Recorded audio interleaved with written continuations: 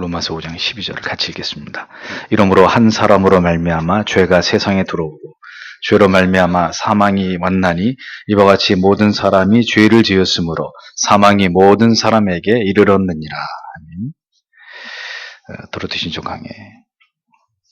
인간의 타락과 하나님께의 회심 그리고 회심 후의 태도 2장 읽겠습니다. 인간은 타락 후에 자녀를 낳았고 타락한 조상에게서 또한 타락한 후손들이 나게 되었다.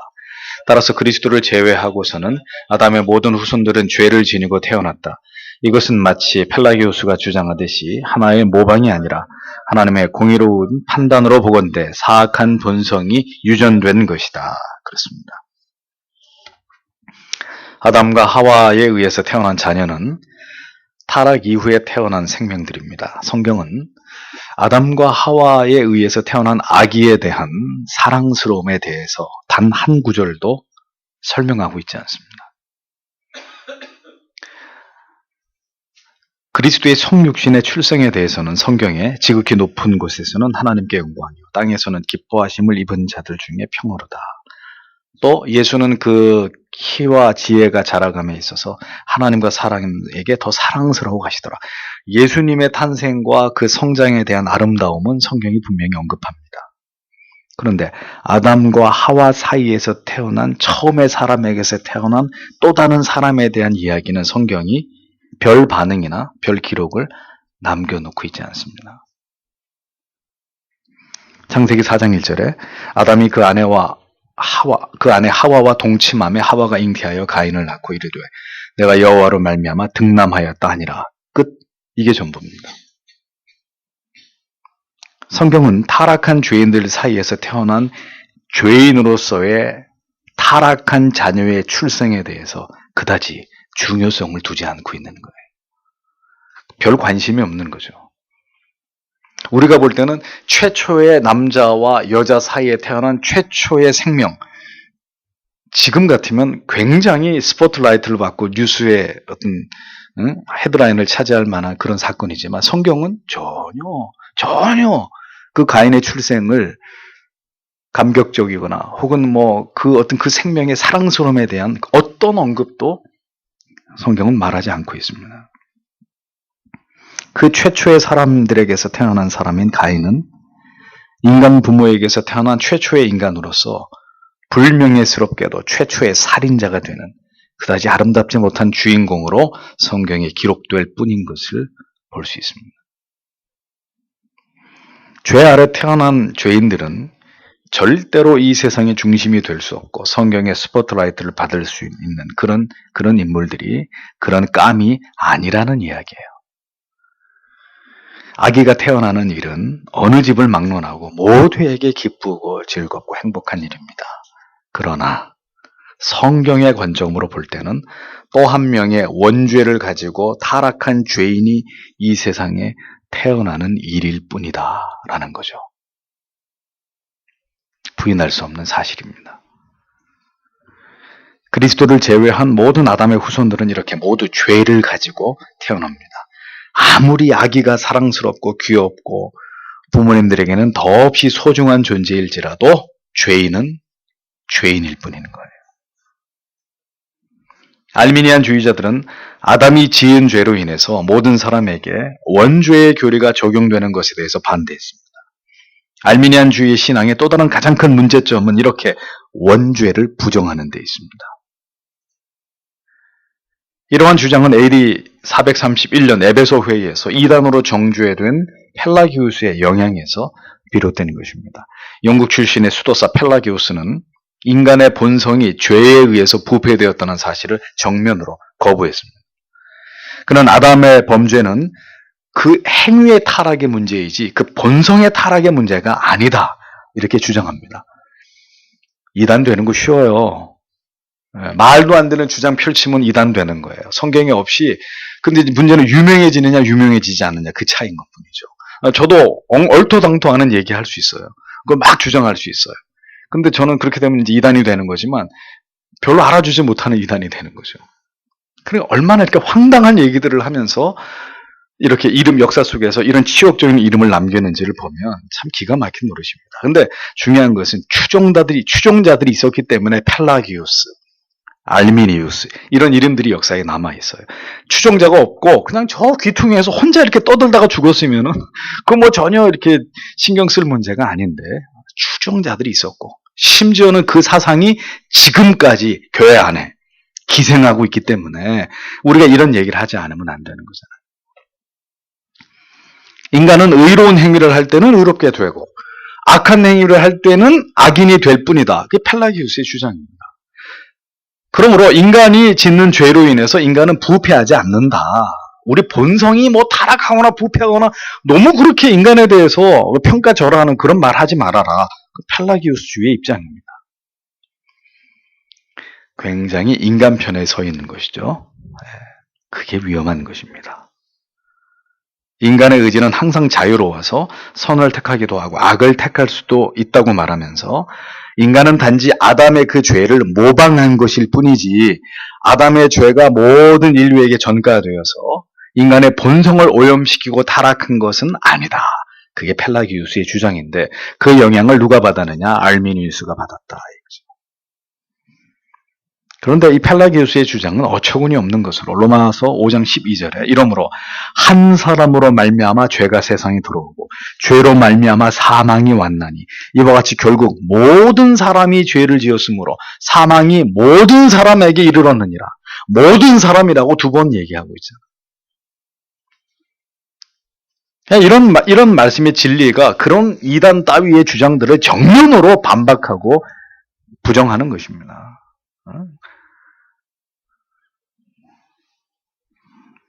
아담의 범죄의 결과는 단지 그 후손에게 나쁜 전례만을 남겨준 것일 뿐이지 인류를 타락시킨 것은 아니다. 펠라기우스는 이런 주장을 펴면서 이 세상에 태어나는 모든 유아는 타락 이전의 아담과 똑같은 상태로 세상에 오는 것이다. 원죄가 없다. 이런 주장을 했다는 것입니다.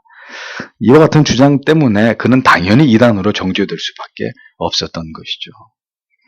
그런데 알미니안 사상 안에조차도 바로 이와 같은 원죄를 부정하고 인간의 노력과 행위에 의한 구원을 주장하고 있으니 이런 알미니안적인 신앙에 심각한 오류가 있다고 말하지 않을 수 없는 것이라는 거죠. 원죄가 아담 이후 모든 사람들에게 적용되는 이유는 무엇 때문입니까? 아담과 하와의 원죄가 인류에게 전가됐고 그 죄가 각 사람의 영혼 가운데 내재되었기 때문입니다. 아담의 타락으로 인해 전가된 죄는 모든 사람이 아담 안에서 범죄한 것으로 인정되어서 아담과 동일한 죄책 아래 놓이게 되는 것이다 라는 거죠. 첫째 아담은 인류 전체의 머리이고 언약의 당사자이기 때문이고 아담 이후에 태어난 모든 인류가 아담과 함께 동일한 언약의 당사자들이기 때문입니다. 따라서 아담과 더불어서 모든 인류가 하나님의 언약을 파기한 셈이 되는 것이죠.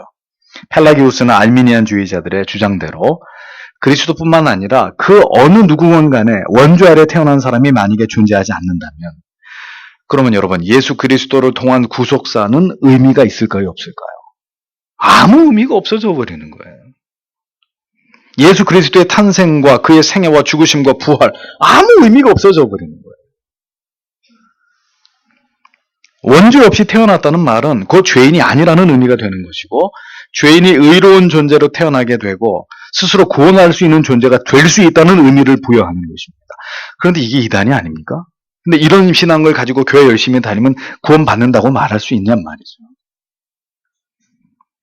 근데 문제는 알미니안적인 신앙을 따라가는데도 알미니우스가 주장한 교리가 뭔지를 모르기 때문에 알미니안 사상을 따라가는 교회를 그냥 다니는 거죠, 성도님들이.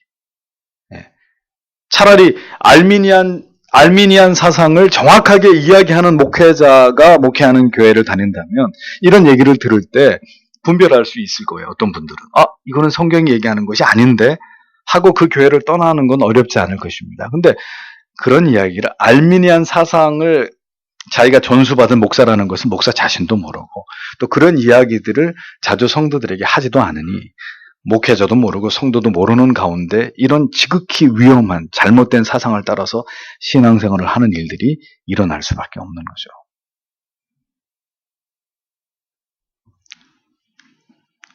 로마서 3장 10절에서 기록한 바 의인이 없나니 하나도 없다. 하나도 없다고 말씀했습니다. 그리스도 외의 모든 인간은 무조건 전부 죄인이라는 의미죠. 그런데도 원죄의 교리를 부정하는 것은 그 원죄의 영향으로 인한 죄의 전가를 거부하는 것은 명백한 이단이 아닐 수 없는 것입니다. 알미니안 신앙의 치명적인 위험성이 바로 여기에 있는 것이다 라고 말할 수 있는 것입니다. 우리가 자녀들을 바라볼 때 사랑스러운 자녀이기 이전에 그 자녀가 복음을 통해서 깊이 그리스도를 만나야만 하는 가련한 상태에 전적으로 타락한 죄인에 지나지 않다는 것을 부모님들은 절대로 잊지 않으셔야 됩니다.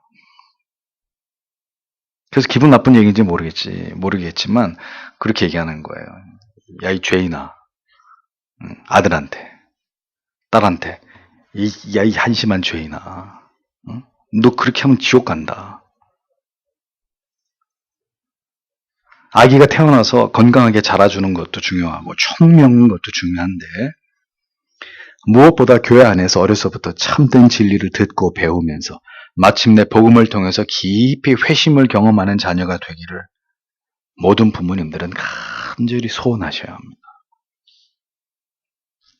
만약에 그와 같은 은혜가 없는데도 열심히 공부만 잘해서 좋은 대학에 진학을 하고 좋은 직업을 갖고 전망 좋은 고액의 연봉을 받는 직장에 들어가서 부유하고 넉넉하게 살아가는 것만을 부모님으로서 기뻐하시고 즐거워하신다면 단언하건대 그 부모님들이 신자가 아닌 거예요.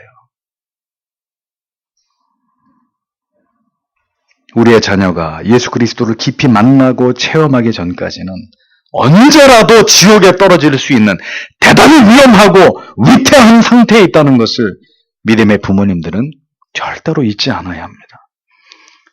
자녀의 미래를 염려하고 보다 나은 성적이나 대학이나 직업이나 직장은 염려하면서 우리는 우리의 자녀가 주의 긍휼과 자비하심으로 회심을 경험함으로 참된 언약의 백성이 되고 성숙한 믿음의 사람으로 자라가는 문제는 그다지 중요하게 여기지 않으려고 하는 경향이 있단 말입니다.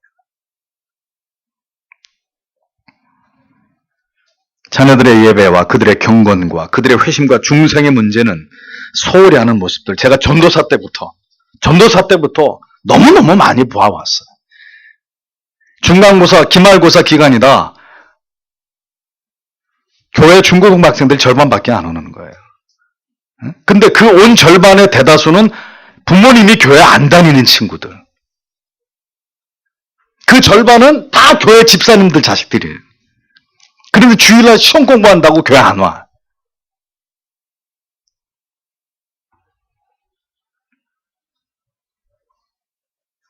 자녀의 영혼이 죄와 부패와 오염과 타락 가운데 있음을 깨닫고 그 무엇보다도 자녀의 영혼이 십자가의 은혜를 경험하고 자신이 죄인됨을 깨달아서 그 죄의 형벌인 영원한 지옥의 고통으로부터 벗어날 길은 오직 예수 그리스도뿐이라는 것을 발견하는 일이 무엇보다도 중요함을 먼저는 자기 스스로 깨달아야 되고 그리고 모든 부모님들은 그 점을 가장 중요하게 여기지 않으면 안 되는 것입니다. 그런 얘기를 하지 않을 것 같으면 이 이야기를 할 필요가 도르트 신조의 이 2장을 설명할 이유가 없는 거예요. 성령의 은혜로 마침내 죄 가운데 있던 자녀가 회심을 경험하는 것이 가장 긴급하고 중요한 일임을 알고 이것을 위해서 기도하고 자녀가 진리 안에서 올바로 성장해 나아가도록 모든 지원을 아끼지 않는 일들이 믿음의 부모님들로부터 교회로부터 이루어져야 되는 것입니다. 인간은 모두 비참함 가운데 태어납니다. 영적으로 보았을 때 우리가 얼마나 가련하고 불쌍한 존재인지를 깨닫고 이것을 매우 심각하게 여기는 정도는 그의 신앙이 얼마나 교리적으로 분명한 지식에 기반하고 있는지에 대한 명백한 방증이 되는 것입니다. 여러분, 우리 교회의 어린 자녀들을 안아주실 때마다 얼굴 이쁘다도 해야 되겠지만 아무개야 꼭 회심하거라. 꼭 회심한 주의 자녀가 되어야 된다. 온유야 거나 꼭 회심해서 주님 만나고 끝까지 믿음 지키고 배도하지 않는 하나님의 존귀한 자녀가 되어야 된다. 축복해 주세요. 정말 필요한 건 그것이거든요. 저 어린 생명들이 자라서 어른이 됐을 때 맞이할 세상 어떤 세상이 올까요?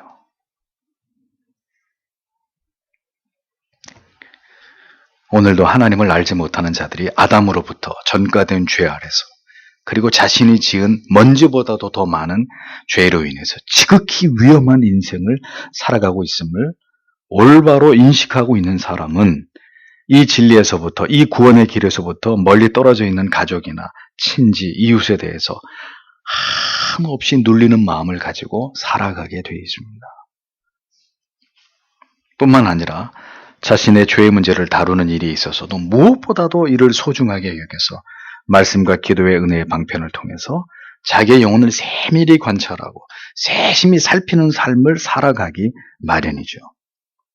그러나 이러한 정교한 구원에 대한 지식이 없는 사람은 자신의 영혼을 방치할 뿐만 아니라 회심하지 않은 자녀들의 영혼이나 가족들의 영혼에 대해서 지극히 무관심 속에서 그들을 방관하면서 눈에 보이지 않는 영혼의 문제보다는 현실의 문제만을 중요하게 여기면서 영혼을 등한히 여긴 채로 그렇게 살아가게 되는 것입니다. 우리에게는 사악한 죄의 본성이 유전되어 있다는 사실을 잊어버리면 안 돼요. 인간은 예수 그리스도를 믿음으로 그 죄를 근본적으로 해결하기 전까지는 또한 중생을 경험하였다 하더라도 사는 날 동안 죄와 더불어서 피 흘리기까지 싸우는 삶을 계속하지 않을 때 우리는 여전히 죄가 핥히는 상처와 아픔 속에서 고통당하면서 살아갈 수밖에 없다는 사실을 잊지 말아야 합니다. 그런데 그 죄로 인한 쓰라린 고통을 최소화해 주는 것이 뭐예요? 하나님의 은혜란 말이죠.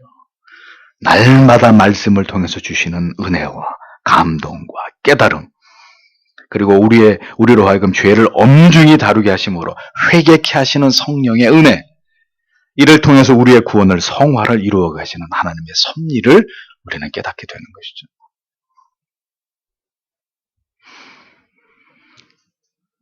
사악한 죄의 본성으로부터 영원히 자유로울 수 없는 우리 자신의 내면을 움켜쥐고서 우리는 어떻게 살아가야 되는 것이냐. 하나님의 말씀을 들으면서 하나님의 뜻을 깨닫는 예배에 우리가 하나님 앞에 최선을 다하고 날마다 개인의 경건을 통해서 진리를 올바로 깨닫고 그 말씀이 나의 영혼을 고치고 변화시키고 더 성숙해 가도록 도우심을 바라면서 성화에 진력하는 삶을 살아가야 하는 것입니다. 세상이 이렇게 무너져가고 있는데, 그리고 한국 교회는 실질적인 어떠한 시련과 핍박도 없는데 이 강단에서 외치는 말씀마저도 물러 터지면, 오늘 아침에도 여러분들에게 소리를 높이면서 말씀을 전했지만 말씀마저도 그렇게 날카롭게 어떤 우리의 폐부를 찌르는 말씀이 이 강단에서 선포되지 않는다면 그럼 우리의 영혼은 어떻게 되겠어요?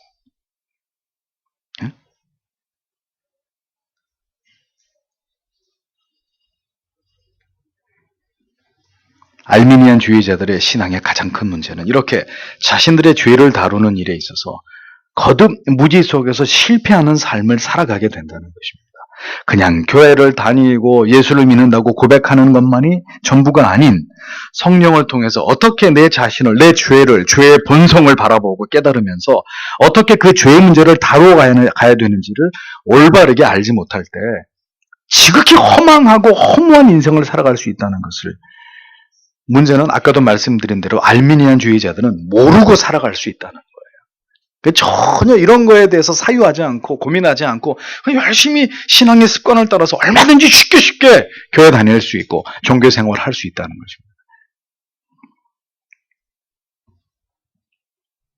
진리 안에서 복음의 의미를 올바로 깨달은 사람이라면 그는 반드시 죄의 문제를 민감하게 여기고 그 죄로부터 벗어날 길에 대해서 소상히 알고자 할 것입니다.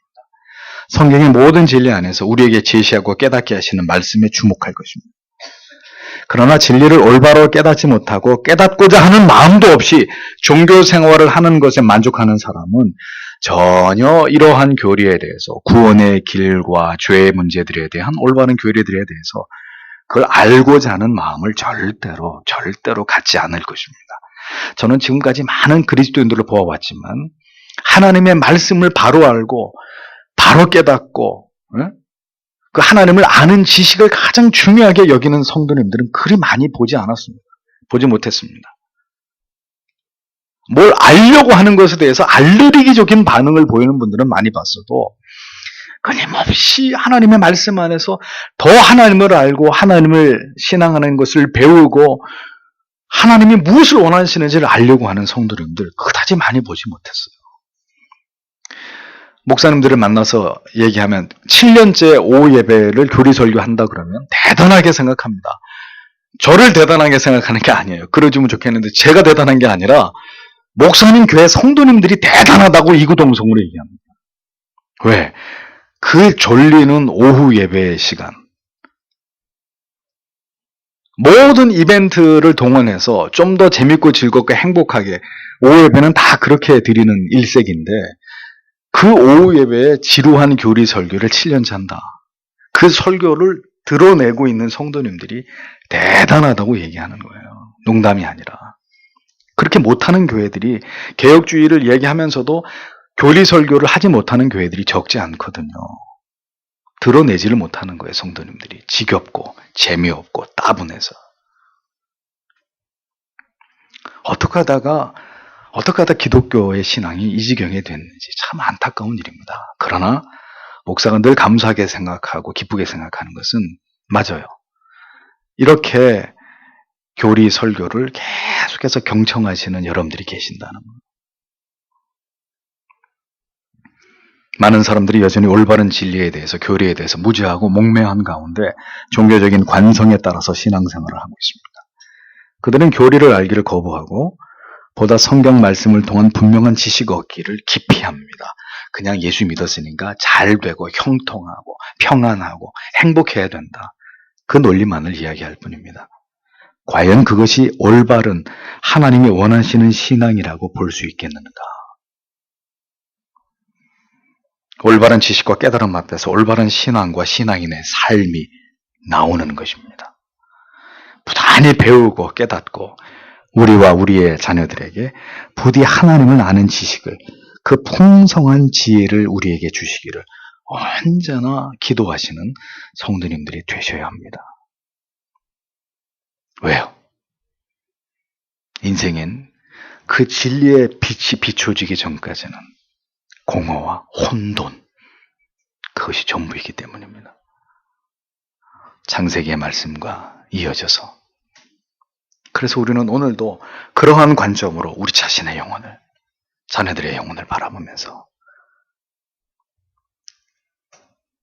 그 죄의 문제를 다루는 일에 있어서 언제나 깨어있는 하나님의 자녀들로 살아가야 되는 것이죠. 기도하겠습니다.